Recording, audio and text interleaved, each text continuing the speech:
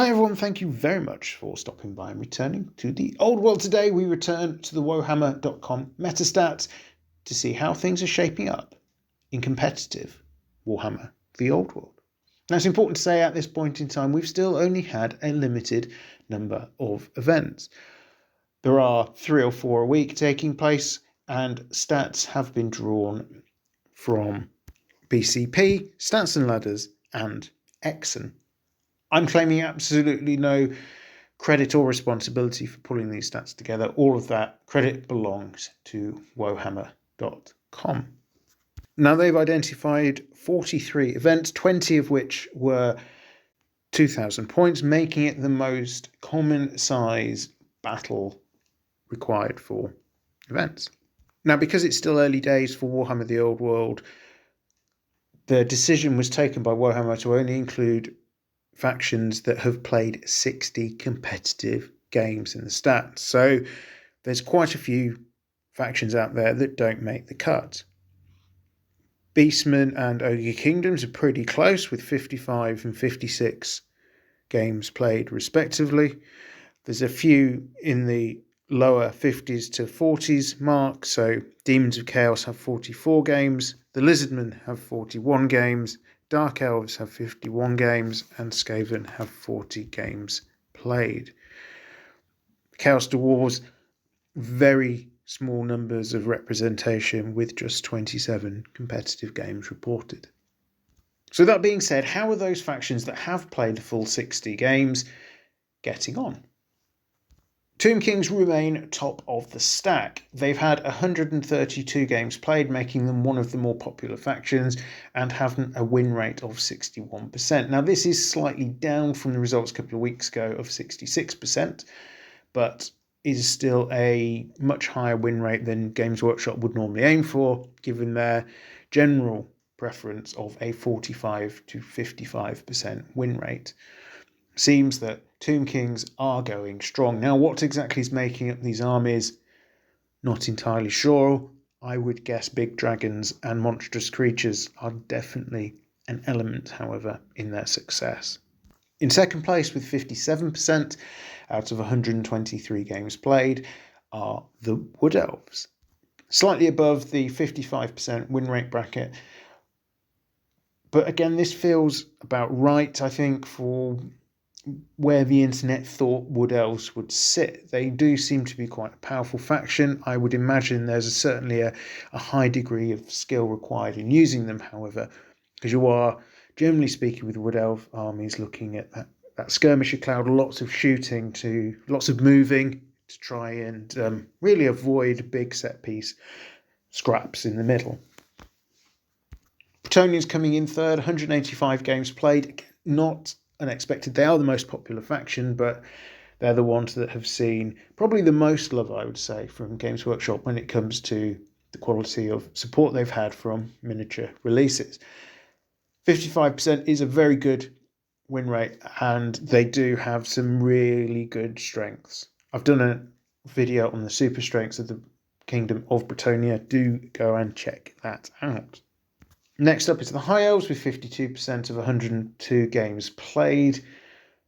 Interesting. High Elves have definitely got some really good tools, I think, in order to make them competitive. But yes, they don't really strike me as being the force out of the book, certainly out of the box, that are as powerful as they perhaps were in the old Warhammer Fantasy days. They've got great access to dragons. They've got some great quality infantry. But I don't think it's as horrendously killy as it used to be. So again, middle of the pack ranking here, just over 50% win rate, feels about right. We then move into the first of the legacy faction, the Vampire Counts, 49% win rate, 85 games played. I'm not that familiar with Vampire Counts in the old world, but coming this close to a 50-50 win rate makes them feel about right when it comes to power setting. Orcs and Goblins next, 148 players, a very popular faction, 47% win rate. Now, the Almanac is coming out shortly. There's going to be a load of new models released. So it'll be interesting to see whether the different force compositions will change the fortunes of the orcs and goblins on the field. It's important to note, I think, with orcs and goblins, I think this was pointed out when I talked about the win rates previously as well. You will see a skew, I think, because orcs and goblin players, it's likely contain probably a slightly higher number of narrative players than some of the other factions that just love the cool, wacky stuff that orcs and goblins bring.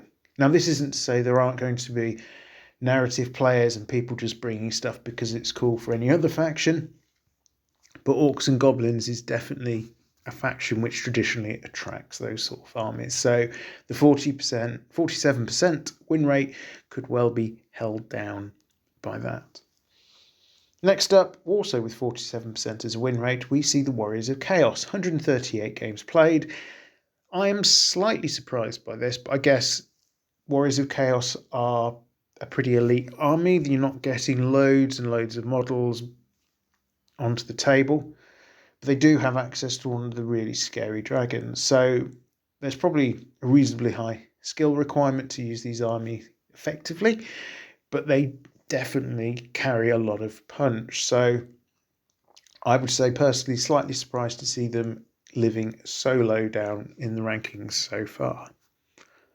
Bringing up the dregs, we have the Empire of Man at 41% of 101 games played, and the Dwarf Mountain holds 38% win rate out of 112 games played. Of course, the two factions that I've got armies for sitting right down at the bottom. So in a way, I do take a little bit of comfort from this. I've really struggled to get the Empire forces to work for me. So it looks like I'm really not alone when it comes to struggling to find a way to make these armies work. Possibly suggesting they really do lack the tools to deal with the challenges posed by other factions.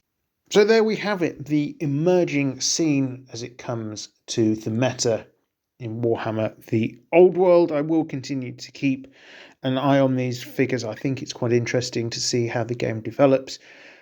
And certainly as the event I'm planning on going to in Lansing, which will be my first event of Warhammer The Old World, not until June, I have to say increasingly I'm a little bit concerned that the Empire forces I'm planning on taking are just going to get ruffle stomped into the floor. But time can only tell, and hopefully you'll get 3 good games out of the event. So all that remains for me to say is thank you very much for listening. If you've enjoyed this video and others like it, do consider dropping a subscription and a like on the video. It's the best way of helping a small channel such as this one. Once again, thank you very much for listening. I am returned to the old world. Have a great day.